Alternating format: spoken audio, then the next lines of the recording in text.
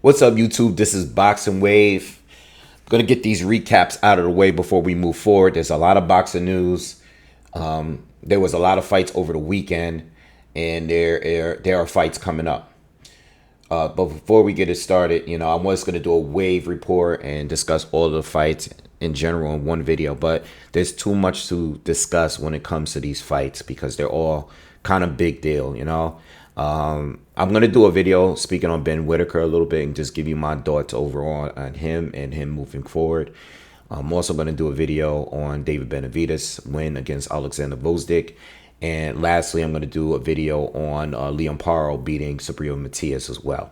All right, so be on the lookout for those three other videos, and we'll definitely do a breakdown of this weekend's fights coming up.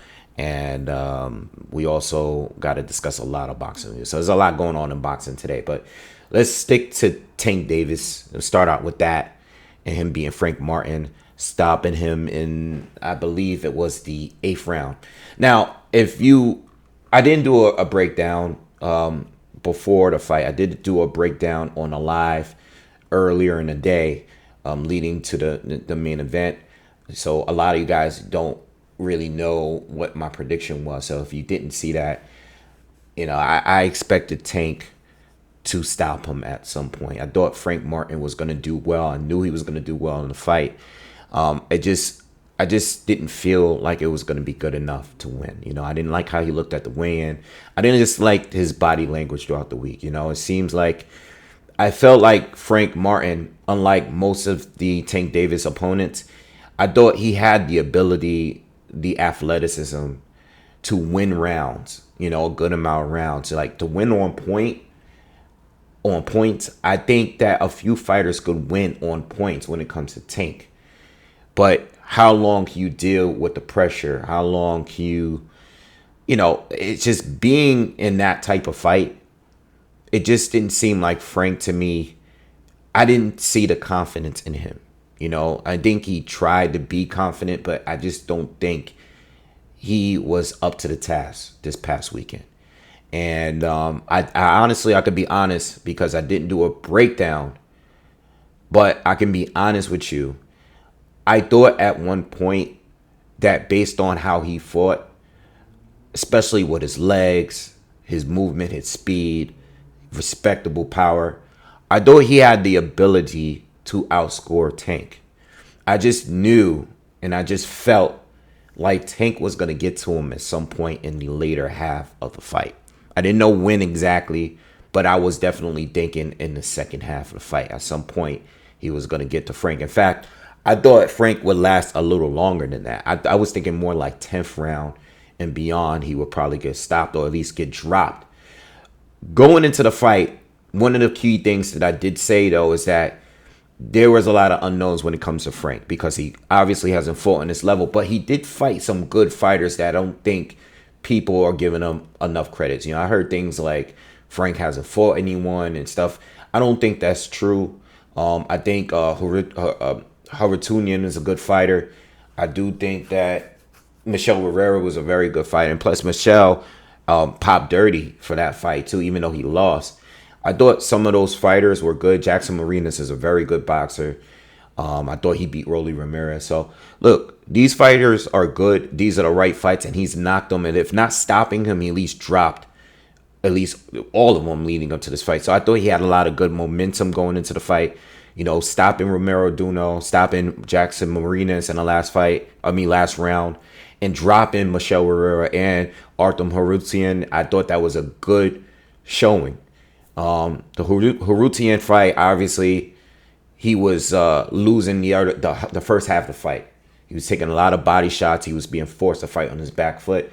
But the fact that he finished as strongly as the way that he did, I thought that he was a worthy opponent. I thought he was a good matchup. I think outside of the champions, the actual champions, right? And I still kind of question how good of a champion Denis Baranchyk is. I don't really feel like he's on the level of the other three. I think that Shakur, Lomachenko, and Tank are just on a much higher level and a much more proven than he was.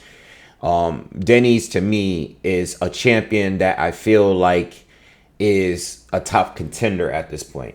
But Frank Martin and William Zepeda, in my opinion, are the top five contenders, maybe. So I was happy with the matchup, especially because what Frank brings to the table. He's a southpaw.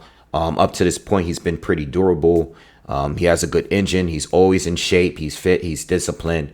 I think he's smart. I think he's a good technician. I think he's a good counterpuncher. He has the power, the speed, the legs, most importantly, the legs to be able to get away and move. And he had the angles and stuff like that. So I thought Frank, even though he doesn't have the most experience, I know he started boxing late.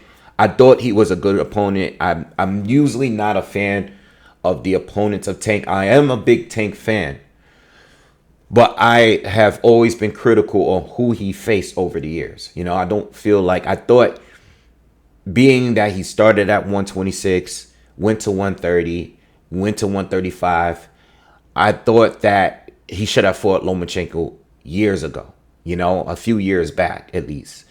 Obviously, I want him to fight Shakur now. I wanted him to fight Devin Haney when they were both 135. So there were fights there that I wanted. Ryan, to me, was still green at that time. So I know Ryan just beat Devin, and I know people are hyping him up, even with the failed drug test, even with the weight issue. But I thought Ryan was still green compared to some of the other guys at this time, or the time that Tank Davis faced him. So look, man, as far as Tank, I think at this point, you've got to start giving us the fights that we want against the other champions, And I think what's most likely to happen right now is him rematching Isaac Cruz. I know I've been wrong with that because I've kind of predicted that to happen last year or even his first fight back. But I think they're still saving Isaac Cruz for that kind of fight. And I think the fights that Cruz has had have been cherry picks for him. I know he almost lost one of those fights, maybe 2 fights ago. I know he knocked out Rolly, but, I just think that he's being saved for Tank. I don't think Isaac Cruz is really going to go on a run at 140, because he's really, really still small there. And Rolly is not good. He's never really been that good. I think it's shameful that these guys are passing around the title, the WBA title at 140. But I'm expecting Tank to rematch him next. But I do think there's a sign, or there's some chance that the Lomachenko, I know they've been saying that there's talks of them fighting, but I actually believe that there's a possibility that Vasyl Lomachenko could be his next opponent, because I think whatever doubts they had with Tank on beating him in the past when he was with TMT and with the money team and all that, I think now with Loma having a momentum, most people believe that he beat Devin Haney, beating and stopping, being the first to stop Kambosos. I think, and him being the age that he is, he's got to be, 36 years old? Yeah, he's 36. I think they might actually make that fight. We'll see. All right. So look, especially if they want good pay-per-view buys. I know everybody's talking about pay-per-views and how much Tank sold. I don't think he's going to sell that much, especially with the volume of pay-per-views we have now. Like, people are paying for them. People are streaming. And, for the people that are paying, they're going to pay top dollar for the top fight. And even though I personally think that Frank Martin was a good opponent, that's not the guy people are going to rush and buy pay-per-views for. Tank actually made that fight hot. Frank Martin is still kind of unknown. Outside of his connection with Errol Spence, a lot of people weren't really checking for him like that. All right, so about the fight, it started the way I thought it was. I knew Frank was going to move a lot, used range and counter and catch Tank, especially Tank being out of the ring for a year, doing that little bit of time in prison. I figured he was going to be rusty. But I knew that Tank was going to probably apply pressure and walk him down and eventually get to him. Frank, even though he finished really strong against Harutian, I also feel like Harutunian, he started off fast, burned himself out, and Frank was able to capitalize on that in a later round and dropping him and finishing strong, beating him clearly the last 3 rounds and some of the other rounds. Close fight, but I think Frank barely edged that fight on points. But as far as Tank fighting out a high guard for the first 3 rounds, walking Frank Martin down. Frank was having more success and he was doing well, but for him to go a whole 12 rounds of that, wasn't really likely, And Frank, seeing him catching the amount of body shots he caught in that Hortunian fight, and seeing how, I was expecting Tank to catch him. The way Frank fights, he likes to keep that lead hand high up, but sometimes when there's still openings behind that. Yes, you're avoiding the hook, looping shots, but when you're throwing that jab and you're using that jab and what you also got to understand, you can easily be countered with overhand left. And not only that, but what's the other play? Tank he's great at catching and shooting. He has a great pull counter. So whatever jab you're throwing, he's gonna counter the jab.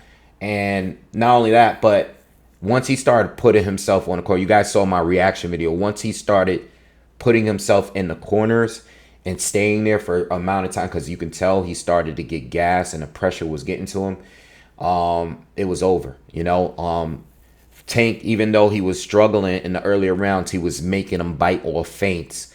And that's when you knew like Tank was going to eventually start landing the harder shots. Another thing is too, he's pretty explosive and he has good power, but Tank has always been really durable.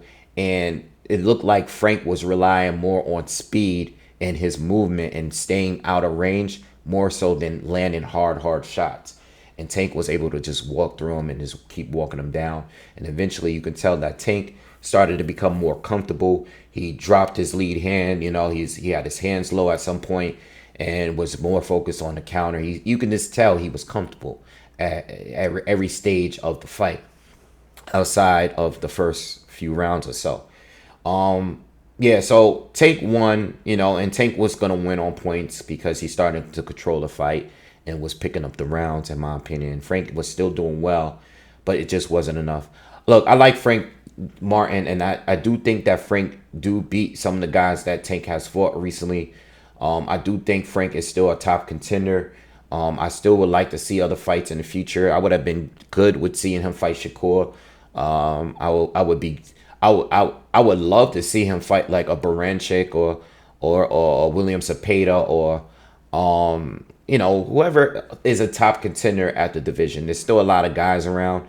Let me just pull it up here because I do have BoxRec right here. Obviously, there's William Cepeda. Then you got Raymond Moritalia, who's a very good fighter. You still got Yoshino is still out there, even though you got Keyshawn Davis, who's in the stage of a contender at this point. So there's still fights out there. Edwin De Los Santos would be a tough fight for anyone, in my opinion. So look, there's still fights out there. Floyd Schofield. There's still a lot of fighters out there. So I'm good with all of these guys, for Frank Martin moving on to the future.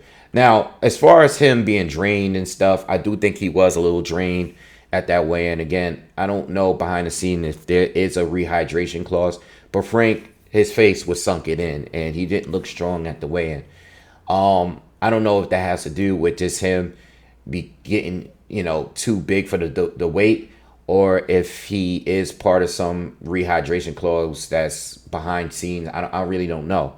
But he didn't look strong at the weigh-in, and that had a part of what my final prediction would have did if I did a breakdown earlier. I did one before the fight, but if I did one earlier in the week, that's what I would have, that's not something that I saw at obviously the weigh-in didn't happen yet, but after I saw the weigh-in, it kind of gave me more confirmation, the flinching and all. The flinch thing is, some people didn't want to make a big deal out of it, and I try not to make big deals out of stuff like that, but it just, Frank never seemed comfortable, and again, it has to do with being in the spotlight for the first time, and it just Frank just didn't look fearless that night. He seemed to be fighting super, super cautious. And even though he had success, again, the pressure was too much. All right. But overall, it was an entertaining fight. I would like to see Frank fight. I'm sorry. I would like to see Tank fight Lomachenko next. I don't think Baranchek and Loma is going to actually fight each other. So I'm trying to be a little bit more realistic here. Let's get some unifications. I would love for Tank to fight Shakur right now. I would love to see him fight Lomachenko. But what I'm thinking here that's most likely going to happen is scenario A. I could see Tank possibly fighting Lomachenko if he's going to fight someone outside of PBC. I see it being Lomachenko before Shakur. I would love for it to be Shakur, but it's going to be Lomachenko. And it's mixed because you got people that's complaining about that, saying that Tank is fighting him because he's older. Cool. If you feel that way, that's fine. I'm not going to argue and dispute that. But there are still a lot of people that think that Lomachenko could beat him right now. And Lomachenko, even with the loss to Devin Haney, he still looked good against Devin Haney. Obviously he stopped Camboso in Australia. So listen, even though he's older, he's getting hit a lot more. I don't think he's the Matrix anymore, but he's still a really, really good boxer. And I would love to see him and Tank still fight because it's still, at this point, it still might be considered Tank's best win if he were to fight Loma right now. I would love Shakur first. That would be my first option personally because Shakur is fresh. He's undefeated. He's an extremely skilled boxer, but I don't think that's going to happen. I see Tank fighting Lomachenko if he's going to go outside of the box. And if he stays within the PBC, I see it being Isaac Cruz for a title at 140. I think he would fight Cruz at 140 and win the title at 140. Official one, a full title at 140. I don't think he's going to defend it against other top 140 fighters, but I see that fight being a possibility because Cruz is not a big 140 pounder. And, I just think that would be a thing that Tank would have. He would have a title at 140, one at 135, and they're full titles now. They're not junior titles like before, like the world title like he's always had. He has a full title at 135, and Isaac Cruz have a full title. It'll be not a unification, but both belts will be on the line. And Cruz gave Tank his toughest fight in my opinion. And I understand that Tank had like a fractured hand or something like that, but it still would be a decent fight, and it would be a fight that I would expect from the PBC if they're going to offer him anything. But Lomachenko, Stevenson, those would be the fights that I would want. All right. And I think Shakur would be the toughest fight out of them all. But yeah, I mean, it's really, really not much to really go with. I just think that those are the options. Tank is back. And, while everyone is talking about pay-per-views and stuff, I really don't care about that. I just want quality fights from Tank Davis. I want quality fights. I mean, he's good enough. There's nothing to be scared of at this point. Just give us the fights. I thought he was ready for Loma years ago. I mean, at this point, there's really no reason to not fight him. And plus, name-wise, that would be a more solid pay-per-view fight, for both the casuals and the diehards to enjoy. All right, but Tank looked like Tank. And even with the few rounds he lost early, he still looked the same to me, I actually think that Tank, if you're a basher of the PBC, it is what it is. The PBC mostly kept everything in-house, and for a lot of years, for a lot of their top fighters, they didn't really give me quality fights. But what I will say is that I don't think Tank is comparable to Wilder, Spence, Charlo. I think he's a step above all of those guys. Even though his resume doesn't speak for that sometime, I still believe that Tank is just much more skilled than those guys. I think he is a lot more technical than what people give him credit for. And when I look at top tier, I look at guys that know how to make adjustments, are strategic, can change their style at any given time, can fight, fighters well, whether they're southpaw or not. Yes, he takes a lot of hits sometime, but the durability is a huge factor when it comes to that. Being able to fight on the back foot and move and use the ring in fights like against Rolly Romero and Isaac Cruz, and be able to be a pressure fighter and walk these guys down like he did against Frank the other night. And when I think of top tier fighters over in PBC, I think he's probably the most skilled fighter over there right now. I know a lot of people like to put him in that group of Charlo and Wilder and Errol Spence as being overrated and protected. And that's cool. If you feel that way, then fine. I'm not going to argue that with you. But what I will say is that people like to put him in that box. But I think it's clear that he's more talented than those guys. He brings a lot more to the table than those three. Those three, even though I like Charlo, he became undisputed and all that. I think a lot of that had to do with all of those fighters being PBC fighters. And no one really outside of the PBC are top 154 guys for the most part. But he did what he had to do, and he was eventually going to run into trouble because 154 is getting more and more dangerous at this point.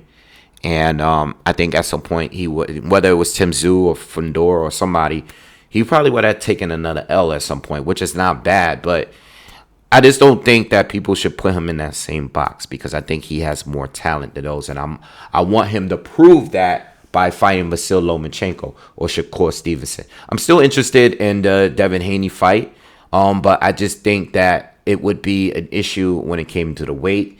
And, if he were to fight Ryan Garcia in a rematch, it would be an issue too. Ryan is coming off a failed drug test, and he's coming off of a fight where he hasn't even made 140 yet. He's been fighting over 140. So I don't think that's going to work for Tank, and I wouldn't even trust Ryan coming in and making weight, even 140. I wouldn't trust Ryan at this point when it comes to that. So, look, Tank, best talent in the PBC, in my opinion.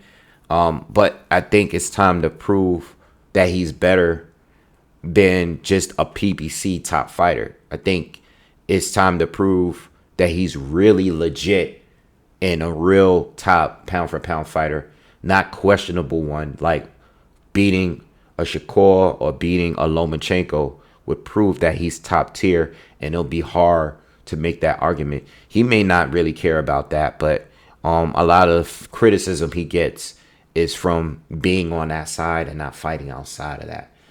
And even though some of the fighters he's fought are really good, I want him to shut the mouths of the people that doubt him.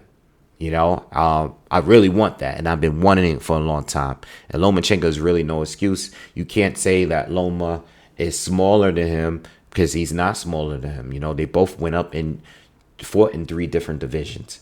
They're both not big at 135. Tank has always been small. He made 133. He probably, if he was disciplined enough, he probably really could make 130. But I think one of his strengths is fighting at the weight and being comfortable and taking the advantage. Like, let's just say there really was no rehydration clause. The fact that he can fight these guys that are bigger than him and make them fight at the weight is, or that he wants, is an advantage for him, because he's fighting at a weight class where he's small, where all these guys are trying to cut down. Ryan Garcia cut down to 136 when he was already too big for 135. Barrios, there was a rehydration clause in that. And he's clearly a welterweight. I mean, he's bigger than some of the welterweights he's been facing. Ugas, Thurman, he's clearly big. He was big at 140. He was drained at 140. So I want Tank at this point to silence silence his critics. And it might not be a priority for him, but for me as a fan of him, I would want that. You know, and I know a lot of you guys want that too. All right, so that's how I feel about that. Again, Frank, one loss to one of the best fighters out there. It's not a big deal. He can bounce back from this. You know, I don't know if he's going to stick with Derrick James. I can see he didn't really listen to all the instructions. He did go to the corner, but again, when you're fighting a guy that can pressure that well, what are you going to do? You know, he's walking through all your shots. It's draining physically, mentally. It is what it is. All right, so that's my thoughts on the fight. Please subscribe to this channel, hit this like button, and be on the lookout for some upcoming content. All right, peace.